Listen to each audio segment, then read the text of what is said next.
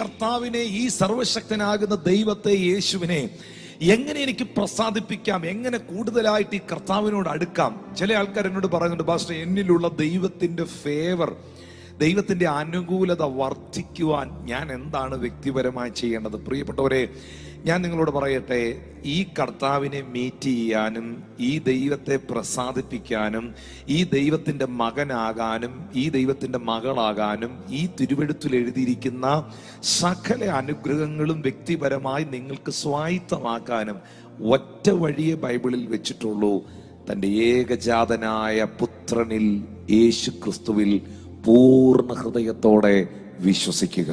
അന്നത്തെ കാലഘട്ടത്തിലുള്ള യഹൂദന്മാരും ആ കാലഘട്ടത്തിൽ ജീവിച്ചിരുന്ന ജനവും മാത്രമല്ല പ്രിയപ്പെട്ടവരെ, സ്തോത്രം, ഈ ചോദ്യം ചോദിച്ചിട്ടുള്ളത്. ഇന്നത്തെ കാലഘട്ടത്തിലുള്ളവരും ഈ ചോദ്യം ചോദിക്കുന്നുണ്ട്. ഇന്നത്തെ കാലഘട്ടത്തിൽ എത്രയോ ആൾക്കാർ ചോദിക്കുന്നുണ്ട്, എങ്ങനെ നമുക്ക് ദൈവത്തെ പ്രസാദിപ്പിക്കാം? എല്ലാ മതങ്ങളും, ദിസ് ഈസ് വെരി ഇമ്പോർട്ടൻറ്റ്. ഇന്ന് നിങ്ങൾ എന്നെ വളരെ ഗൗരവമായിട്ട് ഈ വിഷയം ശ്രദ്ധിക്കണം.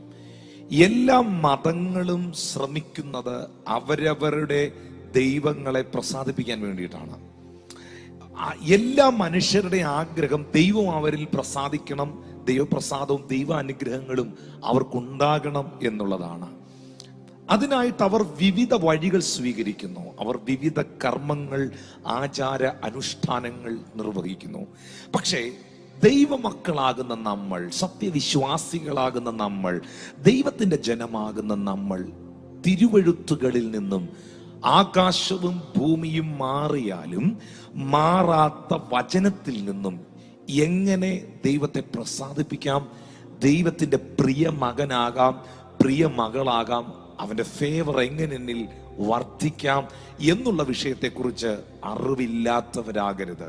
അതൊരു കർമ്മമാർഗത്തിലോ ആചാര അനുഷ്ഠാനങ്ങളിലോ ക്രിയകളിലോ ഒന്നും വെളിപ്പെടുന്ന ഒരു കാര്യമല്ല. അതുകൊണ്ടൊന്നും ഈ സത്യദൈവത്തെ, നിത്യ സത്യദൈവത്തെ, വഴിയും സത്യവും ജീവനുമായ ദൈവത്തെ, ഏക സത്യദൈവമായ യേശുക്രിസ്തുവിനെ പ്രസാദിപ്പിക്കുവാൻ കഴിയുകയില്ല.